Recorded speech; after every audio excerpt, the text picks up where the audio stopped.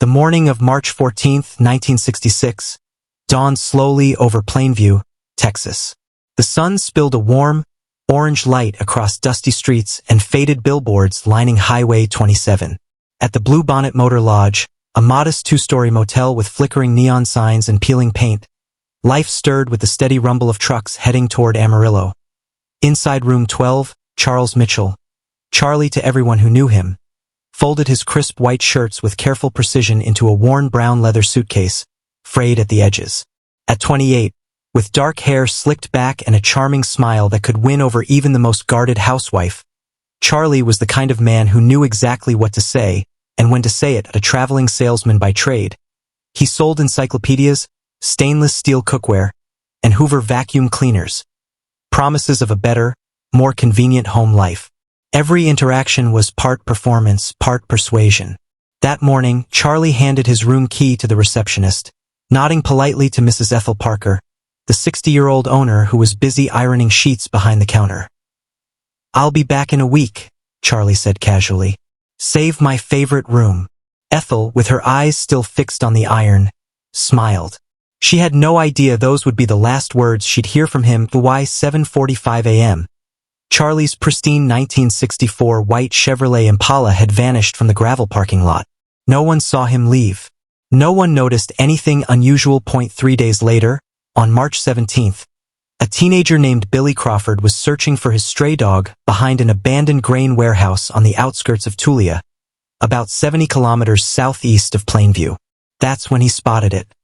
A gleaming white Impala, half hidden by tall weeds and dry brush. The car was locked, the engine cold, as though it had sat there untouched for days. Through the driver's side window, Billy could see the interior was immaculate. There were no signs of struggle, of Texas. In the trunk, an unopened box of donuts and Charlie's meticulously organized sales samples, encyclopedias, brochures, and a Hoover vacuum demonstration kit. Everything was exactly as it should be, yet Charlie Mitchell was nowhere to be found. An hour later, Sheriff Tom Bradshaw arrived. A stocky man with a graying mustache and a metal star pinned to his khaki shirt, Bradshaw squinted against the March sun. Something about the scene felt off. Charlie was not the type to abandon his car, his livelihood, or the meticulous order he kept. The sheriff checked the trunk, noting the keys tucked under the driver's mat. Odd, he thought. Who hides their keys? And why was everything arranged so perfectly, as if someone had staged the scene? Charlie Mitchell was no stranger to the people of the Texas Panhandle. Born in Dallas in 1938 to a Methodist family, he grew up with a railway clerk father and a piano teacher mother. At McKinney High School, he captained the debate team, learning the art of persuasion, the skillful gaze, the ability to make anyone feel unique. After graduation, unlike his sister Margaret, Charlie chose the road. Door-to-door sales in the 1960s was a respectable, ambitious way to make a living, free from office walls or factory shifts. Charlie excelled. Each town, Erford, Dimmitt, Muleshoe, Floydada, he approached with precision. He would stay no longer than a few days in small motels with neon signs and Coca-Cola vending machines, always parking his Impala where it could be seen. Early each morning, before the heat became unbearable, he walked door to door, catalog and notebook in hand. "Good morning, ma'am. My name's Charlie Mitchell, representing United Home Products. May I have 5 minutes of your time?" Charlie's methods were meticulous. He recorded everything in his monthly notebooks: names, addresses, approximate ages of children, personal preferences, buying habits. Mrs. Helen Thompson, 412 Oak Street, Plainview, 3. Children, husband a trucker, liked flowers, installment payments on cookware. Or Mrs. Dorothy Garrett, Route 3, Tulia, home alone during the day, interested in children's encyclopedias, to be visited Thursday morning. Every detail was logged with almost obsessive care, each customer a piece in a larger puzzle. And then there was the last entry, written in blue ink on March 13, 1966. Important meeting, 10 a.m., special client. No name, no address, just those cryptic words, which would haunt investigators for decades. Who was this special client? Where was the meeting? Why had Charlie left no further details? By March 20th, 6 days after Charlie disappeared, Sheriff Bradshaw sat in the cramped office of the Swisher County Sheriff's Department in Tulia, staring at the typewritten report before him, a mix of frustration and exhaustion etched on his face. The investigation had yielded nothing but dead ends. The fluorescent lights hummed and flickered above, casting harsh shadows on scattered papers. Bradshaw had been sheriff for 12 years, enough to know that resources in rural Texas were limited. No computers, no databases, no quick way to cross-reference leads. Everything had to be done by hand, typed on carbon paper, filed in metal cabinets that lined the small evidence room. 3 deputies covered more than 900 square miles. A traveling salesman disappearing without a trace was the kind of case that tested the limits of what was possible. He picked up the rotary phone and dialed the Plainview Police Department. Static hissed in the line before a voice answered. Any new information? Any witnesses who might have seen Charlie Mitchell that morning? The answer, as it had been all week, was the same. Nothing. Despite exhaustive efforts, the investigation had produced very little. Sheriff Bradshaw and his deputies had spoken to every motel owner, gas station attendant, and diner waitress along the stretch between Plainview and Amarillo. They had knocked on doors in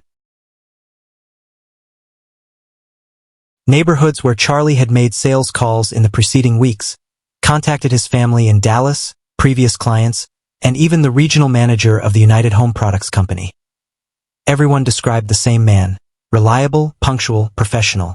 Charlie Mitchell was not the type to disappear without warning, to abandon his car, or leave behind the livelihood he had built so carefully.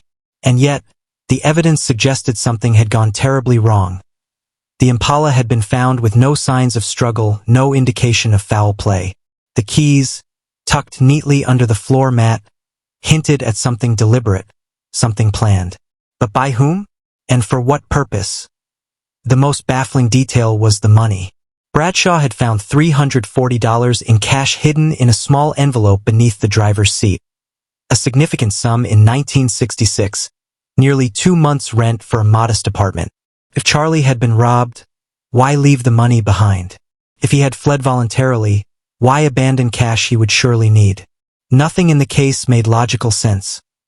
Bradshaw rubbed his temples, a headache beginning to form, and opened the evidence file. He flipped through the photographs taken at the scene.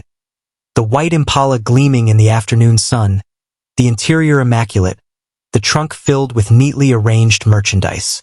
Everything seemed ordinary, too ordinary.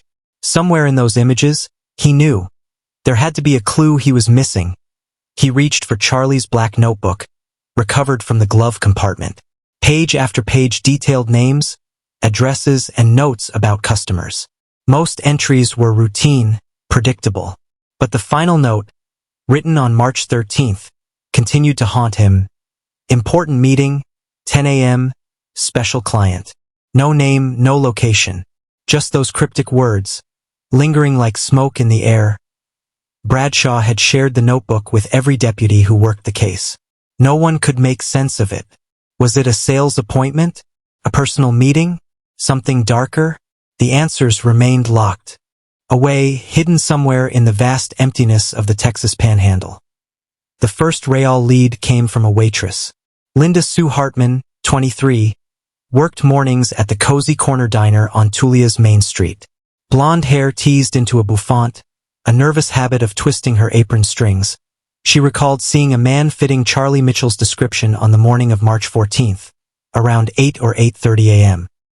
He had ordered scrambled eggs, white toast, and black coffee, sitting alone in the corner booth where Deputy Frank Olson now sat, notebook in hand. He seemed distracted, she said, glancing at her watch and out the window. When Olson showed her a photograph of Charlie, she hesitated, brow furrowed in uncertainty. "I think it was him," she said slowly, voice wavering. "But, can't be sure. We get a lot of travelers here, salesmen, truckers, folks passing through. They all start to look the same after a while." Pressed for details, she could recall only that he wore a dark suit, perhaps gray or blue, said very little and left quickly, leaving $1 on the table. She couldn't remember if he had driven away or walked somewhere else. The memory was fragmented, like water slipping through cupped hands. The second witness was even less certain. Earl Thompson, a farmer living 2 miles outside Tulia, reported seeing two men arguing near the abandoned grain warehouse on either March 14th or 15th. He couldn't remember exactly. Driving along County Road 7, he noticed two figures by a white car, voices raised. Curious, he slowed but did not stop, deciding it wasn't his business. Bradshaw pressed him for descriptions. Thompson squinted, trying to summon the memory. One man was shorter, likely in his 30s. The other taller, wearing a work shirt or overalls. He couldn't see faces clearly. The sun was in his eyes. Frustration gnawed at Bradshaw. These were shadows of events, fragments of memory. Too incomplete to build a case. Bradshaw drove to the warehouse himself, searching for